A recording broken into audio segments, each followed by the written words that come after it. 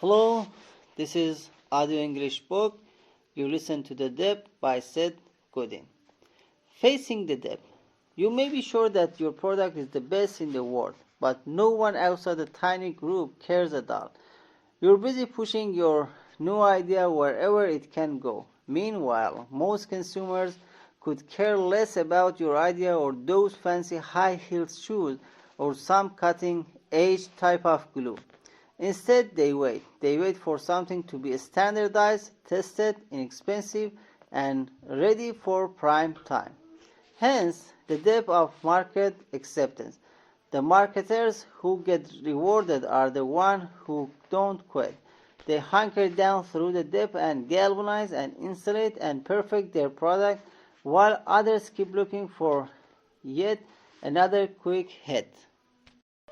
So, while one publisher runs from author to author looking for an instant bestseller, another nurtures Dr. Seuss or Stephen King as he slowly builds an audience, while nonprofit runs from grand marker to grand marker seeking funds for this project or that one. A successful nonprofit sticks with a consistent theme, showing up, paying its dues, focusing on just a few foundations until the money comes through.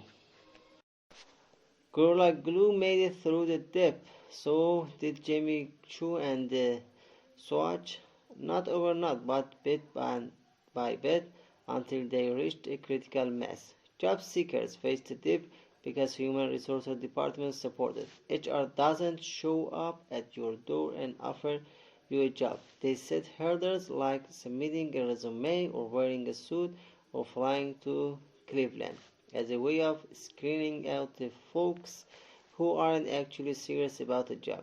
We're seduced by the tales of actresses being discovered at the local drugstore or classmate who got a fantastic job just by showing up at the college placement office. We see an author hit the big time after just one appearance on Oprah, or a rock band getting signed after submitting a demo. It all seems easy and exciting. It's easy to be seduced by the new money and the rush to the fresh. The problem is that this leads to both an addiction and a very short attention span. If it doesn't work today, the thinking goes, why should I wait around until tomorrow? The problem is that only a tiny portion of the audience is looking for the brand new thing. Most people are waiting for the tested, the authenticated, and the proven. Very quietly, the Microsofts of the world hanging, going from version 1 to version 2, knowing that by version 3 the world will be different and better place for them.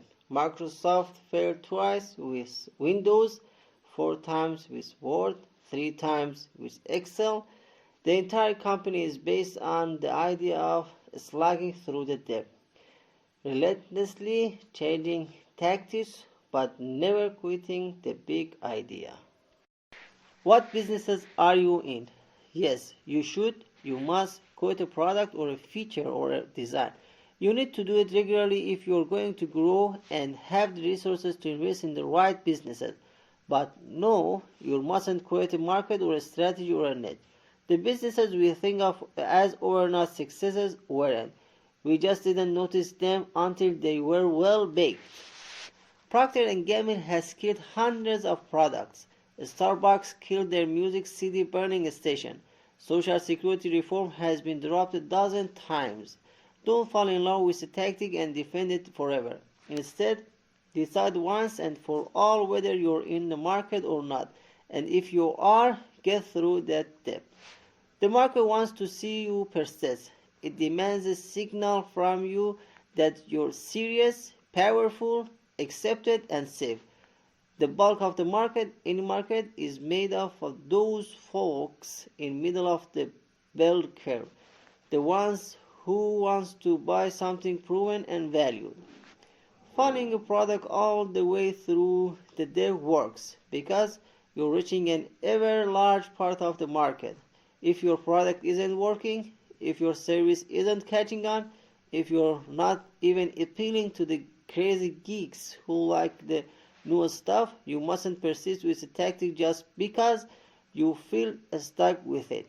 Your strategy to be a trusted source in your chosen market can survive even if your product is cancelled.